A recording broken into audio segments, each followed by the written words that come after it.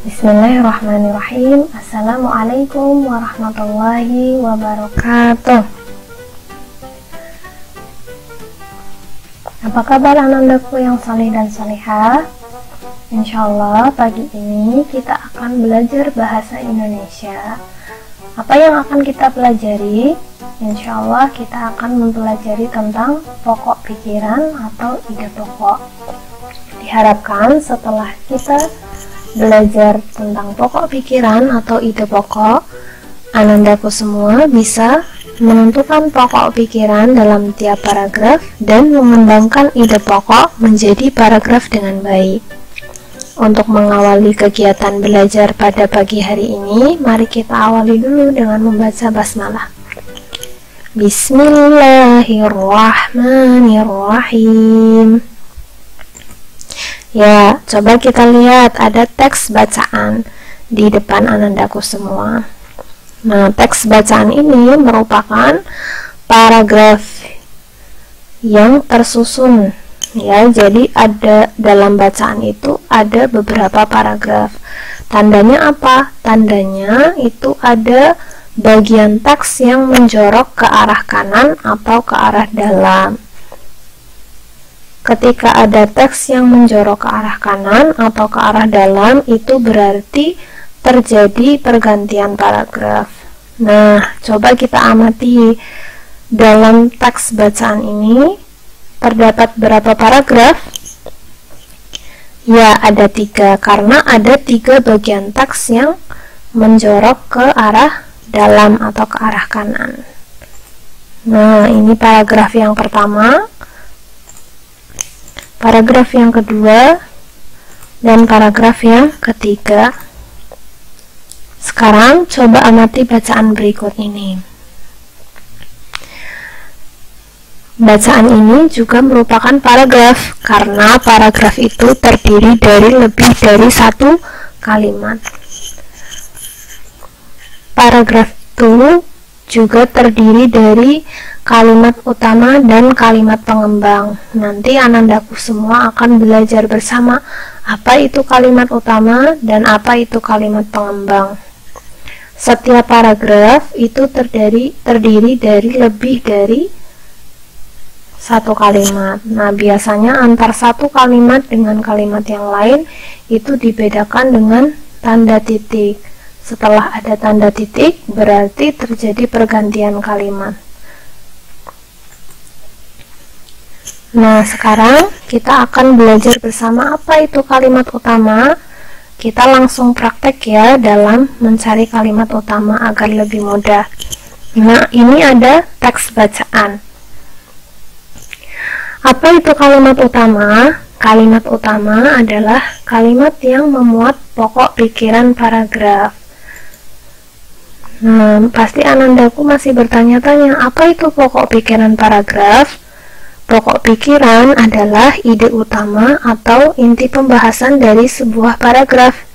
Jadi, untuk mengetahui kalimat utama, kita harus tahu apa itu isi dari teks bacaannya agar kita tahu inti pembahasan dari bacaan itu apa. Nah, setelah kita tahu inti pembahasan itu apa, kita jadi bisa menentukan mana kalimat yang terdapat inti pembahasan dari sebuah paragraf. Kuncinya adalah membacanya. Membaca secara utuh, tahu isi bacaannya apa, tahu inti pembahasannya apa, baru kita cari kalimat mana yang memuat inti pembahasan. Nah, membaca ini merupakan suatu kegiatan yang memiliki keutamaan yang besar ya, salih dan salihah, karena kita juga telah mempelajarinya bersama dalam surah Al-Alaq ayat 1. Iqra bismi rabbikal ladzi khalaq. Di mana membaca itu memiliki keutamaan yang sangat besar sekali untuk kita sebagai pintu utama untuk masuknya suatu ilmu. Nah, sekarang kita baca bersama-sama ya paragraf ini agar kita tahu bersama apa inti pembahasan dari paragraf tersebut. Sebagai seekor hewan langka, elang Jawa merupakan hewan yang terkenal akan kegagahan dan kemampuannya dalam berburu. Elang Jawa berburu mangsa dari tempat bertenggernya di pepohonan yang tinggi di dalam hutan. Penglihatannya yang tajam dan gerakannya yang sangat cepat membuatnya mampu mendapatkan mangsa sebelum mangsanya dapat melarikan diri. Dengan cekeraman kakinya yang kuat, elang Jawa ini dapat membawa buruan yang besar ke sarangnya. Nah, anandaku semua yang salih dan salihah, kalimat utama dalam paragraf itu biasanya terletak kalau tidak di awal paragraf, ya di akhir paragraf. Gunain ulangi sekali lagi ya. Kalimat utama itu biasanya terletak di awal paragraf atau di akhir paragraf. Tinggal kita lihat inti pembahasan yang ada dalam paragraf itu ada di awal kalimat atau di akhir kalimat dalam paragraf itu. Misalnya teks bacaan ini. Teks bacaan ini bercerita tentang tentang kegagahan dan kemampuan elang Jawa dalam berburu. Ya, jadi mana kalimat utama yang memuat kegagahan dan kemampuan elang Jawa berburu itu? Ya, yang ada di kalimat pertama, awal kalimat, bukan di akhir ya. Ini Bunda Im sudah beri tanda warna coklat, yaitu merupakan kalimat utama. Lalu yang warna hitam, teks warna hitam, namanya kalimat apa?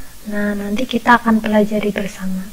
Yang jelas dalam teks bacaan kali ini, kalimat utama terletak di awal paragraf. Nah, ketika kita sudah menentukan kalimat utama, nanti kita jadi tahu apa ide pokoknya atau apa pokok pikiran dalam paragraf itu.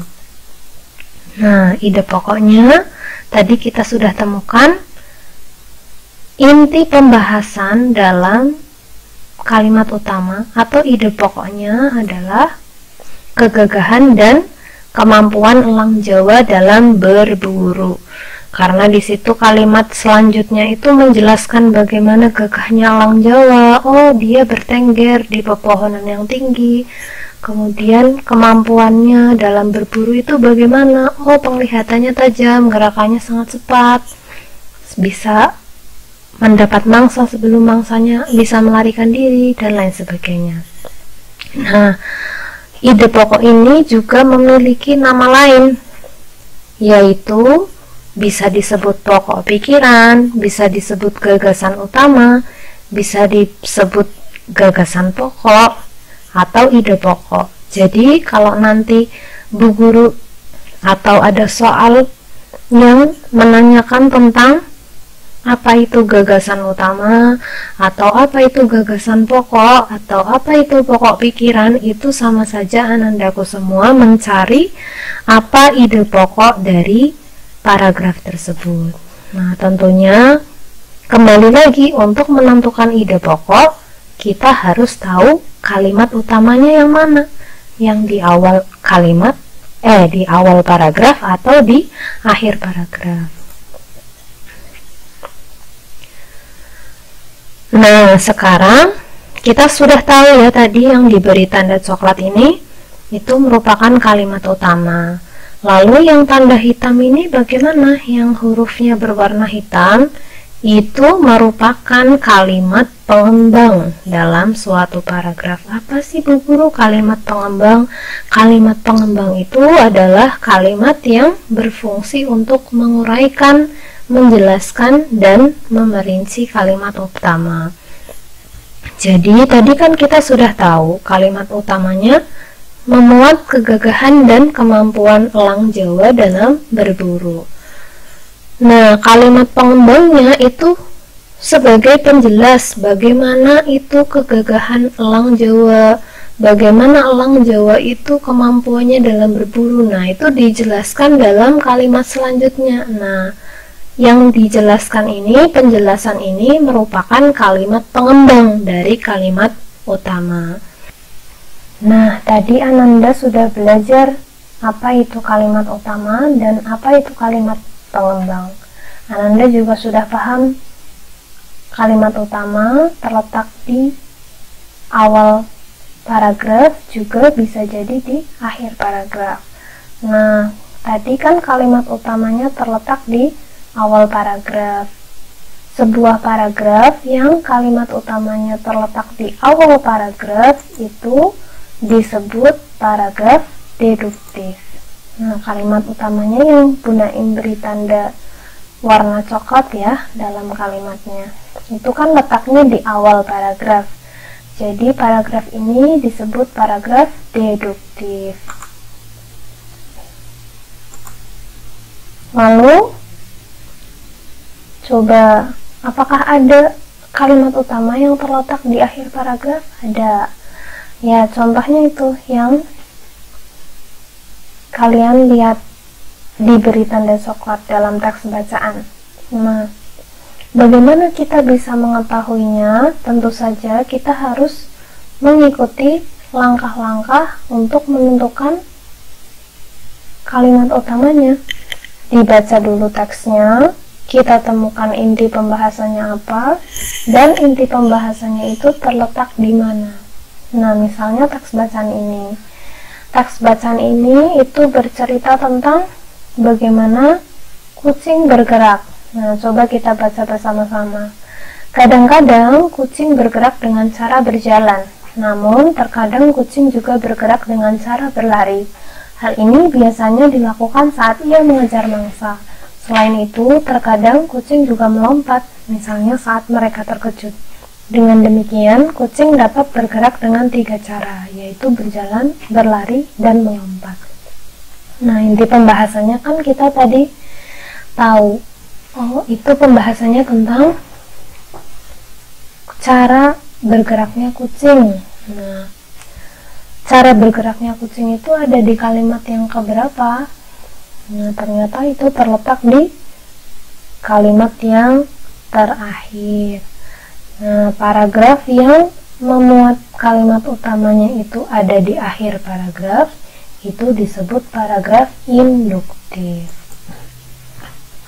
Lalu, apakah ada, Bu Guru, paragraf yang kalimat utamanya terletak di awal dan di akhir paragraf? Ada. Contohnya dalam teks bacaan yang Ananda saksikan sekarang.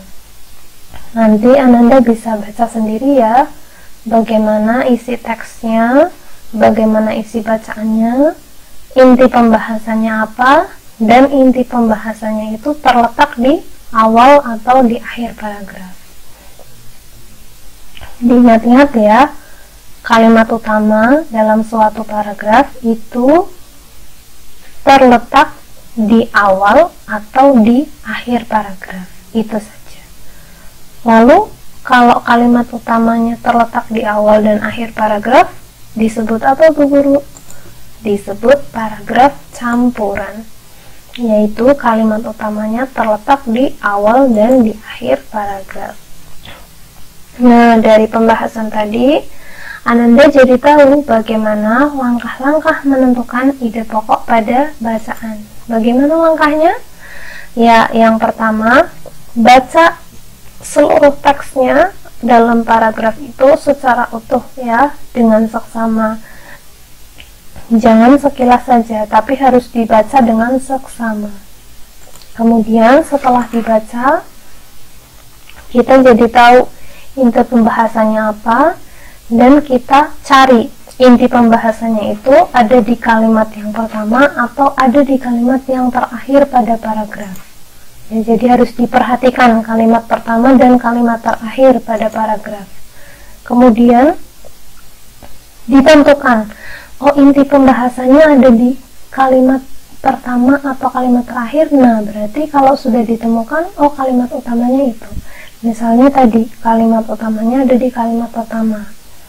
Nah, setelah ditentukan kalimat utamanya, barulah Ananda menentukan pokok pikiran atau ide pokok dari kalimat utama paragraf. Itu saja penjelasan mengenai ide pokok dan pokok pikiran dari Bu Naim. Agar Ananda nanti lebih jelas, lebih paham lagi, Anda perlu berlatih ya, dengan cara mengerjakan kuis yang ada di buku Erlangga tematik 5A halaman 8-9. Nanti anandaku semua membaca teks yang berjudul Keindahan Gerakan Hewan dalam Air dan menentukan ide pokoknya. Ide pokok yang dicari tidak hanya satu paragraf ya, tapi keseluruhan paragraf. Paragraf 1 ide pokoknya apa, paragraf 2 ide pokoknya apa, dan paragraf 3 ide pokoknya apa. Ya, itu saja. Demikian penjelasan dari Bu Naim. Jika ada kelebihan datangnya dari Allah Subhanahu wa Ta'ala, jika ada kekurangan datangnya dari Bu Naim sendiri. Selamat mengerjakan, semoga Allah mudahkan.